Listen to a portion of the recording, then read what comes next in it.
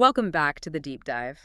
Today, we're tackling something I think, well, pretty much everyone struggles with at some point. Procrastination. Definitely. We've all been there. Exactly. Staring at that task, knowing you should start, but just not doing it. Mm. But this isn't about quick fixes or feeling bad about it. We're going deep into some really interesting material, trying to understand the why behind it. Yeah, and what we found is pretty counterintuitive. It Yeah. really challenges the usual advice. Totally. Our mission today is to unpack those surprising insights, things that go beyond just do it, and maybe give you a new way to think about it. Right. Mhm. Because understand the mechanism, the real reason you might be delaying. That's often the key to actually changing the pattern. It's not always about willpower. Okay, so let's jump right in.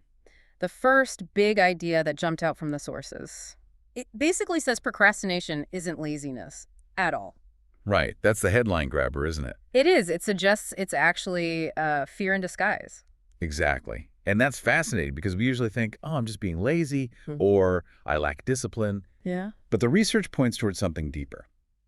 It's often a protective reaction driven by fear. And interestingly, it's not always fear of failure. Okay, so what else could it be? Sometimes, believe it or not, it's fear of success. Fear of success. How does that work? Well, think about it. Success can bring change, right? More pressure, higher expectations, maybe moving into unfamiliar territory. That can be genuinely scary for some people. Huh. I hadn't really considered that angle. So the first step is figuring out what the actual fear is. Precisely. Naming it. Is it failure? Is it success? Is it the change it might bring? Getting specific about what you're really afraid of seems to be critical, according to this material. Otherwise, you're just telling yourself, I'll get to it later. That makes sense. It's moving beyond the surface excuse. And there's another really powerful idea tied to this, that action is actually less painful than anticipation. Say more about that. Because the anticipation feels like the reason I don't act sometimes. I know, it sounds backward, right? Yeah. But think about the mental energy you spend worrying, dreading, thinking about the task, that constant low-level anxiety. Yeah, it's exhausting. That mental anguish, the sources suggest, is often worse, more draining than just diving in and doing the thing, even if the thing itself is unpleasant. The waiting and worrying costs more. Okay, that really lands. I can definitely think of times where the buildup felt way worse than actually doing the task. Once I started, it was like, oh, this isn't so bad. Exactly. That feeling. Yep. So recognizing that the delay is often the most painful part can be a huge motivator to just start. So if it's fear, and the waiting is worse than the doing, this leads to the next big challenge to conventional wisdom, right? The whole idea that you need motivation first. Yes, absolutely. This flips everything on its head. Our sources basically say, forget waiting for motivation. It doesn't work like that. Right. The core principle is motivation follows action, not the other way around. You act first, then you feel motivated. Precisely. You don't wait for the feeling. You generate the feeling by doing something. Yeah. Anything, really. Is there a good example of this in the material? Because it still feels a bit abstract. Oh, yeah. There's a really powerful personal story in there. It's about someone, when they were a teenager, in a really tough situation, actually in prison. Okay. And they discovered that whenever they felt overwhelmed or mentally stuck, they could physically move to change their state, like immediately. Move how? Doing push-ups, tricep extensions using their bed, air squats, or even something less physical, like just sitting down and deciding to write a letter. So the physical action broke the mental loop. Exactly. It wasn't about feeling motivated to exercise or write. They just did it. And that small action created a bit of momentum. And that momentum then sparks motivation. It proved the concept. Don't wait for the right headspace. Create it through action. Wow. That's a stark example, but it really illustrates the point. So practically, how do we trigger that? What strategies did the sources offer? Well, building right on that, there's the 2-minute rule. You might have heard of it. Vaguely, yeah.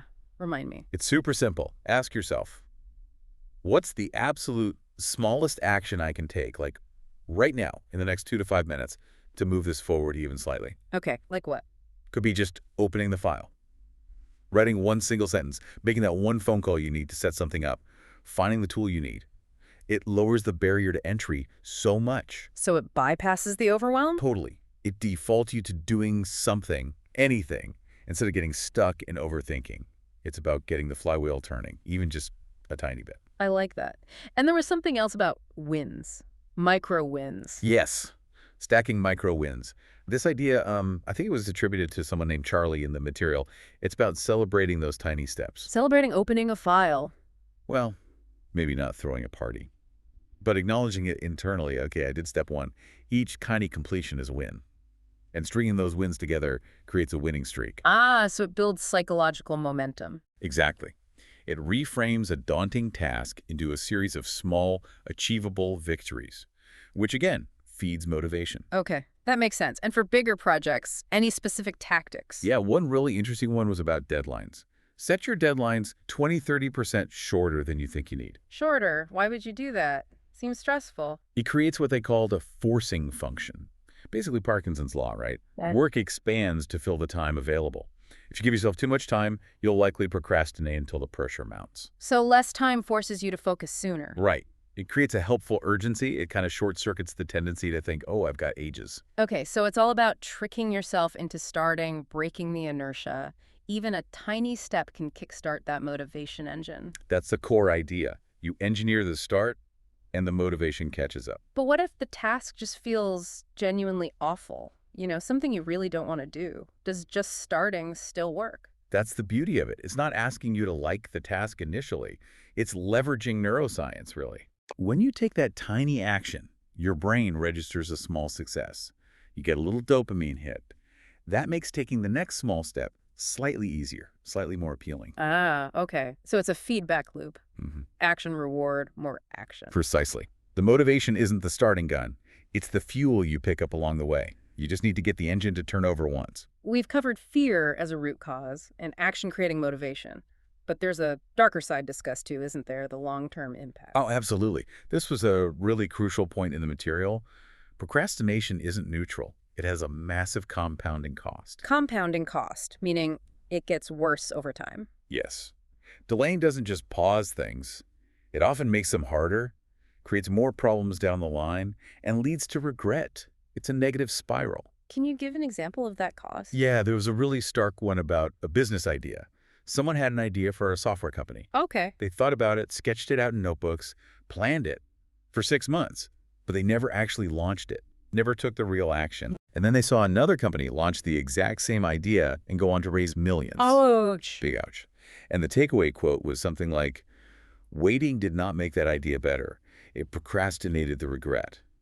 The cost wasn't just potential money. It was the lost opportunity, the what if. That really hits home. It's easy to dismiss small delays, but they can add up to huge missed chances. Exactly. So the advice is to really internalize that cost. Treat inaction not as a harmless pause, but as an active, expensive choice. How do you make that feel real, though, beyond just knowing it intellectually? One suggestion was quite provocative. Mm. Assign a monetary value to your time, a high one. Like how high? Maybe $500 an hour, maybe $1,000, whatever feels significant to you. Then, when you waste an hour procrastinating, consciously think, I just chose to spend $1,000 to not do that thing. Whoa. Okay, that reframes it significantly. Suddenly, scrolling social media instead of working looks very, very expensive. Right, it makes the cost tangible, painful even. And we're often more motivated to avoid pain than to seek pleasure. That's a powerful mental switch. And for managing bigger projects, to avoid getting into that procrastination spiral in the first place. Yeah, some very practical project management stuff came up. One idea was breaking big projects into 48-hour sprints. 48 hours? Like 2 days? Yeah, not necessarily to finish the whole thing, but to tackle a specific, defined chunk within that time frame. It creates urgency and forces you to deliver something concrete quickly. Rapid cycles of progress. Keeps momentum going. Exactly. And then there's the Pomodoro technique. Are you familiar with that one? Yeah, the timer thing, right? 25 minutes on, 5 minutes off. That's the one. But the key insight from the material was having a very clear outcome for each 25-minute block. What's the one thing you will achieve in this focused sprint? So it's not just working for 25 minutes, it's working towards something specific. Precisely. Yeah. Makes it much more effective. And interestingly, the source mentioned using things like EDM music and a visible timer to really lock in that focus during the 25 minutes. Right. Create a focused environment. Whatever works. And there was one last thing about open loops. Ah, yes. Managing open loops. This is about ending your day well. How so? The idea is, at the end of your work session or day, explicitly write down everything unfinished that's still buzzing around in your head. Specifically, list what you plan to tackle first the next day. So you dump it out of your brain. Essentially, yes, you capture those "I still need to do" thoughts. This allows you to mentally disconnect more effectively overnight without that nagging feeling of unresolved tasks. Because you know exactly where you'll pick up tomorrow. Right. You wake up with clarity, ready to address the first thing on your list instead of feeling vaguely overwhelmed by everything you didn't finish. These are really practical tools. It feels like it's not just about stopping procrastination, but about building a whole system for getting things done, valuing your time, and taking control. That's a great way to put it. It's proactive, not just reactive. Okay, so as we wrap up this deep dive, let's just quickly pull together those main threads. First, procrastination. Often fear, not laziness. Fear of failure, maybe even fear of success. Right. Identify the fear. Second, motivation doesn't come first. You have to act. Action creates motivation. Use things like the 2-minute rule or stacking micro wins. Yeah, start small, build momentum. And third, inaction isn't free. It has a huge compounding cost. Think regret, lost opportunities. Value your time like it's expensive because it is. Treat inaction as the massive cost it truly represents. Use sprints, pomodoros, manage those open loops. Which leads to a final thought, maybe a challenge for everyone listening. Yeah, it raises this question, doesn't it? If procrastination is fundamentally trying to protect us, even if it backfires, and if we know that action, even tiny action, is what sparks motivation, then what's the one small thing, the smallest possible step you could take right now? Like immediately after listening. Exactly. What tiny action could you take to shift that protective instinct from delay into actual forward motion? How can you redefine protection as progress just for the next 5 minutes? That's a powerful question to leave people with. We really hope this deep dive gives you a fresh perspective on those tasks you've been putting off and maybe some new tools to tackle them. Yeah, hope it helps. Until next time, keep digging, keep learning, and maybe most importantly after today, keep moving forward.